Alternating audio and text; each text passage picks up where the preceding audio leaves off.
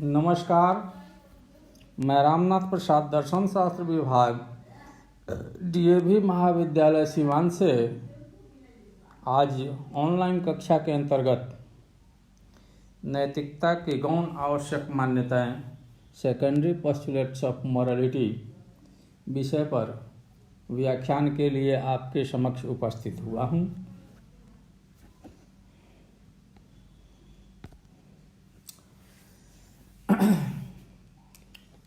Immanuel Kant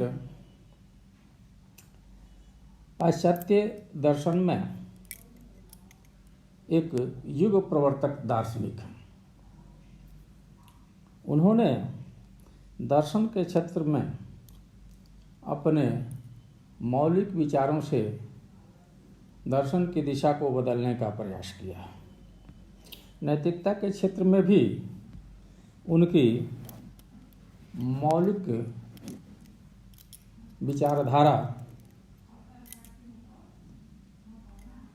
नैतिकता के लिए महत्वपूर्ण स्थान रखती है। उनकी दो पुस्तकें क्रिटिक ऑफ प्योर रीजन और क्रिटिक ऑफ प्रैक्टिकल रीजन दर्शन शास्त्र की अनमोल धरोहर हैं। क्रिटिक ऑफ प्रैक्टिकल रीजन में इमैनुअल कांट ने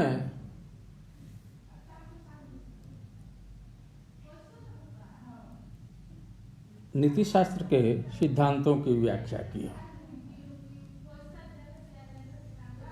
नीति शास्त्र के सिद्धांतों की व्याख्या के क्रम में वे सबसे पहले नैतिक मान्यताओं की व्याख्या करते हैं।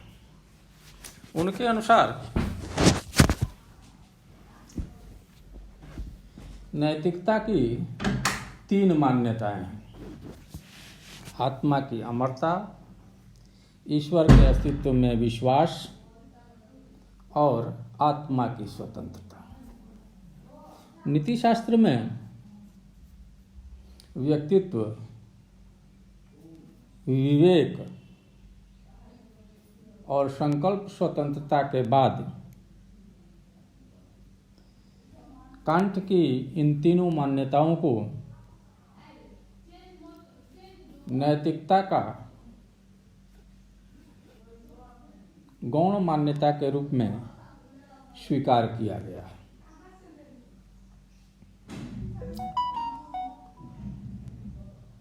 अब हम इन मान्यताओं की एक एक कर व्याख्या आरंभ करते हैं। आत्मा की अमरता। कांट के अनुसार आत्मा की अमरता में विश्वास नैतिकता के लिए आवश्यक है। मानव जीवन सीमित है। अपने सभी कर्मों का फल व्यक्ति इस जन्म में नहीं भोग सकता है। नैतिकता की अवधारणा है कि अच्छे कर्मों का परिणाम अच्छा और बुरे कर्मों का परिणाम बुरा होता है।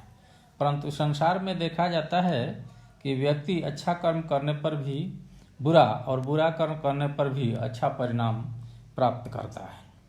सदाचारी दुख झेलता है जबकि दुराचारी का जीवन सुखमय होता है। अगर सब कुछ इसी जीवन तक सीमित है तो सदाचारी को पुरस्कार और दुराचारी को दंड कैसे मिलेगा? कांट के अनुसार आत्मा की अमरता को स्वीकार किए बिना यह संभव नहीं है। आत्मा की अमरता को सिद्ध करने के लिए कांट ने एक और प्रमाण दिया है। आत्मा की अमरता उनके अनुसार समम बोनम अर्थात निःश्रेयस की अवधारणा से भी सिद्ध होती है। उनके अनुसार समम बोनम की प्राप्ति के लिए एक आदर्श नैतिक जीवन आवश्यक है। इसमें इच्छाओं और कर्तव्यों के बीच संघर्ष का अभाव होता है। ऐसा इस जीवन में संभव नहीं है। समम बोनम की प्राप्ति या निःश्रेयस की प्राप्ति इस जीवन में संभव नहीं है। परंतु इसकी आवश्यकता महसूस होती है। इसलिए आत्मा की अमरता को मानना आवश्यक है। मार्टिन्यू भी कांट का नैतिकता के लिए आत्मा के अमरता के विचार का समर्थन करते हैं। उनके अनुसार the law of conservation of matter and energy के अनुसार द्रव्य और ऊर्जा की मात्रा में कोई परिवर्तन नहीं होता है। यदि यह नियम केवल भौतिक पदार्थों पर लागू है तो भौतिक पदार्थों के नाश हो जाने पर भी आत्मा पर कोई अंतर नहीं होता है। अगर दोनों पर लागू होता है तब भी आत्मा का नाश नहीं होता। इसी तरह हम देखते हैं कि प्रत्येक आत्मा का कोई न कोई उद्देश्य अवश्य होता है। इस उद्देश्य की पूर्ति के बिना उसका अस्तित्व समाप्त नहीं होता है। प्रत्येक व्यक्ति का अंतिम समय तक कोई न कोई उद्देश्य बाकी रह जाता है। इसलिए आत्मा को अमर मानना आवश्यक है। मनुष्य की बौद्धिक बनावट भी आत्मा की अमरता को सिद्ध करती है। बुद्धि का संपूर्ण विकास जीवन भर चलता रहता है और फिर भी पूर्णता की प्राप्ति नहीं होती है। बुद्धि का संपूर्ण विकास इस जीवन में संभव नहीं है, इसलिए भविष्य के जीवन की संभावना रहती है। इससे भी आत्मा की अमरता स्वतः सिद्ध है। मनुष्य की नैतिक बनावट भी आत्मा के अमरता को सिद्ध करती है। नैतिक आदर्श असीमित हैं। इनकी प्राप्ति एक जन्म में संभव नहीं है, इसलिए अगला जन्म संभावित है। इसके आधार पर भी आत्मा की अमरता सिद्ध होती है। हॉफडिंग जैसे दार्शनिक मूल्य के शाश्वतता के आधार पर आत्मा की अमरता को सिद्ध करने का प्रयास करते हैं। हॉफडिंग के अनुसार मूल्य शाश्वत होते हैं। जीवन में के जो उद्देश्य होते हैं, जैसे सत्य बोलना चाहिए, यह एक शाश्वत मूल्य है। ईमानदारी बरतना चाहिए, यह एक शाश्वत मूल्य है। इनका कभी नाश नहीं होता है। तो जब मूल्य शाश्वत हैं तो इसका मतलब है कि जीवन भी शाश्वत है, अर्थात आत्मा अमर है। इस प्रकार हम देखते हैं कि आत्मा की अमरता नैतिकता की पूर्व मान्यता के रूप में स्थापित होती है। कांट के अनुसार नैतिकता के लिए दूसरी आवश्यक मान्यता है ईश्वर के अस्तित्व में विश्वास। कांट ईश्वर की सत्ता को तार्किक रूप से असंभव बताते हैं। क्रिटिक ऑफ प्योर रीजन में उन्होंने तत्वमीमांसीय रूप से ईश्वर के अस्तित्व को असिद्ध बताया है, परंतु क्रिटिक ऑफ प्रैक्टिकल रीजन में व्यवहारिक कारणों से वे ईश्वर के अस्तित्व को संभव बताते हैं। उनके अनुसार ईश्वर नैतिकता के लिए आवश्यक है। बिना ईश्वर को स्वीकार किए नैतिक जीवन की कल्पना नहीं की जा सकती। वे मानते हैं कि सद्गुणों को सुख के साथ और दुर्गुणों को दुख के साथ जोड़ने के लिए एक ऐसी सत्ता की आवश्यकता है जो इस कार्य को संभव कर सके। अच्छे कर्मों का अच्छा फल दे सके और बुरे कर्मों का बुरा फल दे सके। बिना किसी ईश्वर की कल्पना के यह संभव नहीं है। इसलिए कांट नैतिकता के आवश्यक मान्यता के रूप में ईश्वर की सत्ता को अपरिहार्य बताते हैं। सेठ मार्टिन्यू इत्यादि दार्शनिक भी नैतिकता के लिए ईश्वर को एक आवश्यक मान्यता के रूप में स्वीकार करने पर बल देते हैं। आत्मा की स्वतंत्रता। कांट के अनुसार नैतिक जीवन के लिए तीसरी पूर्व मान्यता आत्मा की स्वतंत्रता है। कांट ने अपनी पुस्तक क्रिटिक ऑफ प्रैक्टिकल रीजन में आत्मा की स्वतंत्रता को नैतिकता के लिए आवश्यक माना है।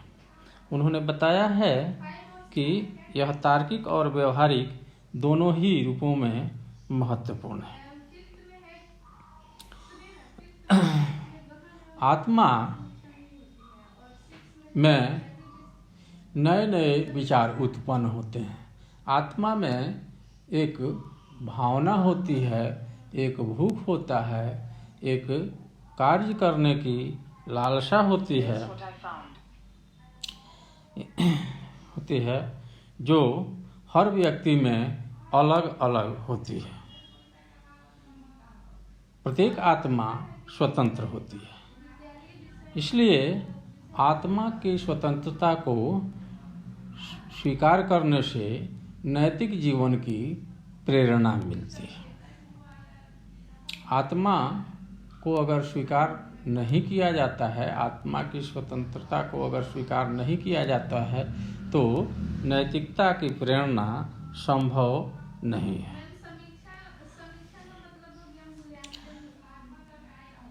सामान्यतः हम देखते हैं कि मानव कर्म करता है। कर्म करने में उसे बाहरी बाधाएं भी आती हैं, बाहरी प्रभाव भी आते हैं, बाहर से प्रेरणा भी मिलती है। परंतु जब वह कार्य करने के लिए उद्यत होता है, तब वह मन में विचार करता है। वह मन से ही या आत्मा से ही उत्पन्न विचारों पर ज़्यादा अमल करता है।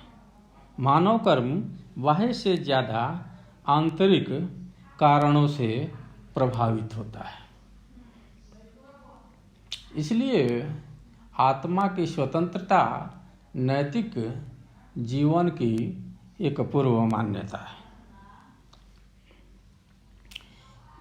जब कोई व्यक्ति किसी कार्य को संपादित करता है तो निश्चित रूप से वह प्रकृति के अधीन होता है।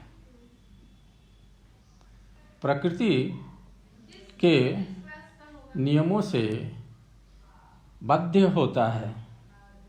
परंतु मानव की विशेषता है कि वह नए नए कार्य करता है।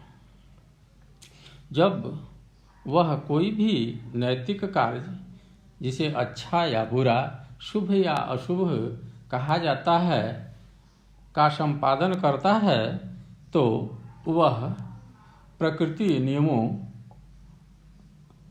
से बाध्य नहीं होता है। जो भी कार्य व्यक्ति करता है उसमें उसके व्यक्तित्व की छाप रहती है, उसके आत्मा के स्वतंत्रता की छाप रहती है।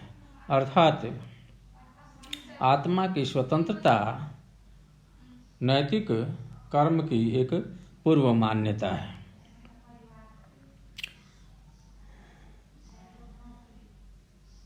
मानव स्वतंत्रता स्वतः सिद्ध है। कांट के अनुसार प्रत्येक मनुष्य में ऐसी अनुभूति रहती है कि वह स्वतंत्र रूप से कार्य करना चाहता है। यह प्रेरणा आत्मा से आती है। इसे हम साक्षात अनुभूति से जानते हैं। और हम देखते हैं कि मन या आत्मा के कार्य प्राकृतिक नियमों से नहीं बल्कि नैतिक नियमों से संचालित होते हैं। इस तरह हम देखते हैं कि हम कोई भी कार्य जब करते हैं तो प्रकृति को ध्यान में नहीं रखकर बल्कि औचित्य अनौचित्य, शुभ या अशुभ को ध्यान में रखकर करते हैं। अर्थात आत्मा की स्वतंत्रता नैतिकता की पूर्व मान्यता है। नैतिकता में आत्मा की स्वतंत्रता धार्मिक भावना से भी सिद्ध होती है। भौतिक जगत में धर्म का कोई स्थान नहीं होता, परंतु मानव धर्म की तरफ स्वतः प्रेरित होता है। वह ईश्वर की कल्पना करता है, उसकी आराधना करता है और उसके प्रति समर्पण भाव रखता है। यह भावना उसके भीतर से उत्पन्न होती है, अंतरात्मा से उत्पन्न होती है। धर्म बाहर से नहीं बल्कि भीतर से आता है। अध्यात्म के प्रति रुचि व्यक्ति में स्वतः होती है। इससे भी सिद्ध होता है कि आत्मा स्वतंत्र है। आत्मा एक पूर्व मान्यता है नैतिक कर्मों के लिए। मानव के मन में अपने और दूसरों के लिए स्वतंत्रता के प्रति आदर का भाव पाया जाता है। प्रत्येक व्यक्ति स्वतंत्र रहना चाहता है और दूसरों को भी स्वतंत्र देखना चाहता है। यह मनुष्य में स्वतः उत्पन्न होता है। यह किसी से के बताने से नहीं आता। प्रेमचंद की एक कहानी है खेल। उसमें एक बच्चा है और एक माँ है। बच्चा घर में खेल रहा है, छोटा है। माँ अपने काम में लगी हुई है। दरवाज़ा खुला है। माँ को लगता है कि वह काम में लगी हुई है और बच्चा असुरक्षित है, इसलिए वह दरवाज़ा बंद कर देती है और अपने काम में लग जाती है। जब दरवाज़ा बंद करके माँ अपने काम में लग जाती है तो बच्चा रोने लगता है। माँ का ध्यान जाता है और वह समझ जाती है कि दरवाज़ा बंद होने से बच्चा रो रहा है, तो दरवाज़ा खोल देती है। फिर बच्चा खेलने लगता है और माँ काम में लग जाती है। लेकिन फिर माँ को यह भावना आती है कि बच्चा असुरक्षित है और वह दरवाज़ा बंद कर देती है। माँ ज्यों ही दरवाज़ा बंद करती है, बच्चा फिर रोने लगता है। यह क्रम बार बार चलता है।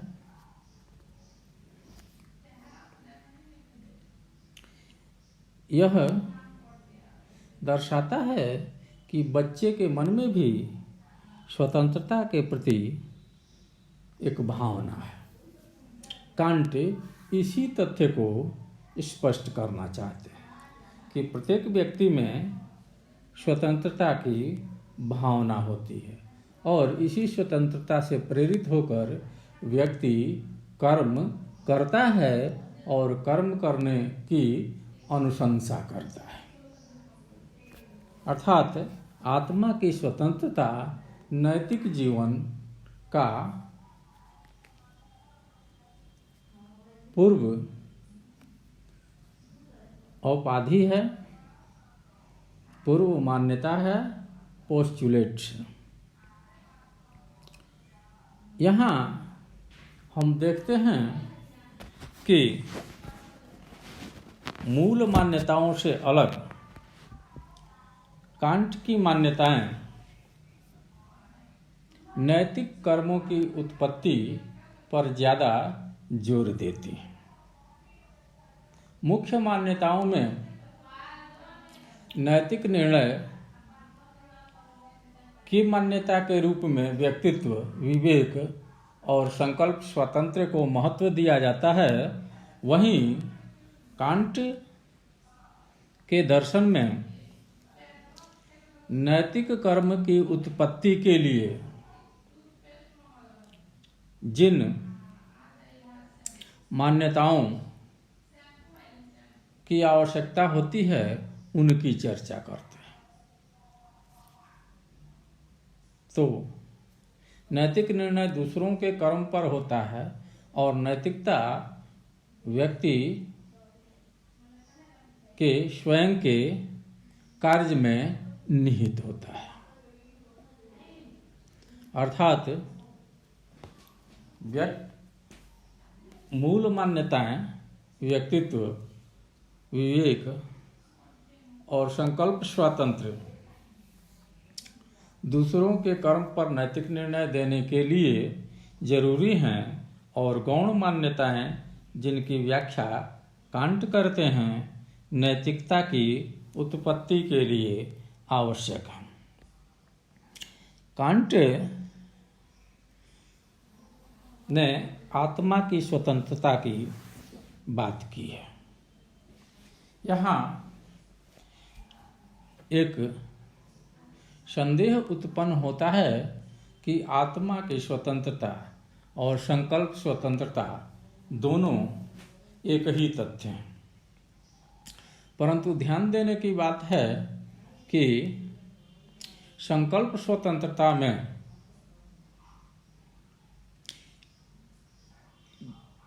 लालसा या डिजायर के उत्पन्न होने के बाद इच्छा, विचारणा, निर्णय और उसके बाद संकल्प आता है। व्यक्ति निर्णय कर चुका होता है कि उसे क्या करना है,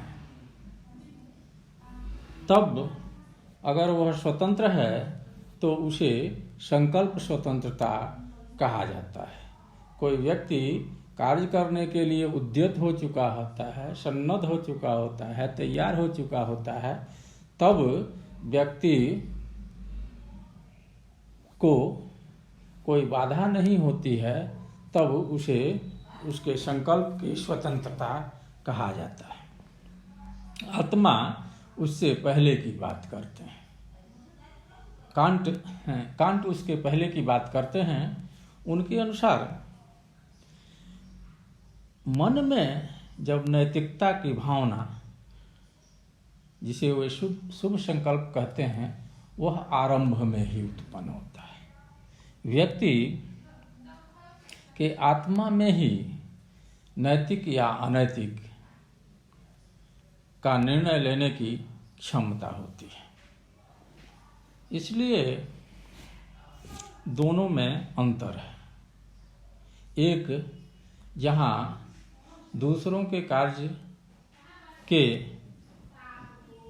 ऊपर निर्णय देने की पूर्व मान्यता है, वहीं दूसरी तरफ नैतिक कर्म करने की पूर्व मान्यता है, प्रेरणा है।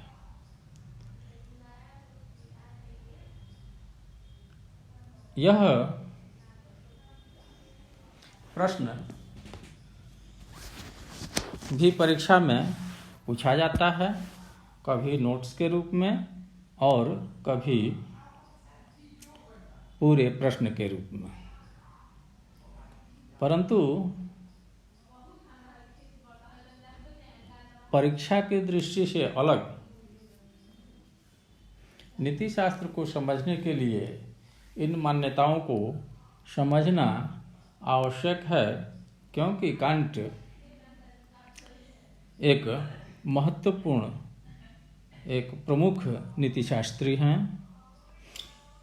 इनकी मान्यताओं को समझे बिना इनके कठोरतावाद और शुभ संकल्प की अवधारणा को समझना संभव नहीं है। इसलिए इस अवधारणा को ध्यानपूर्वक समझने का प्रयास करना चाहिए। अगले वर्ग में हम लोग नियतिवाद और संकल्प स्वतंत्रता के द्वंद्व पर विचार करेंगे। तब तक के लिए विदा। धन्यवाद।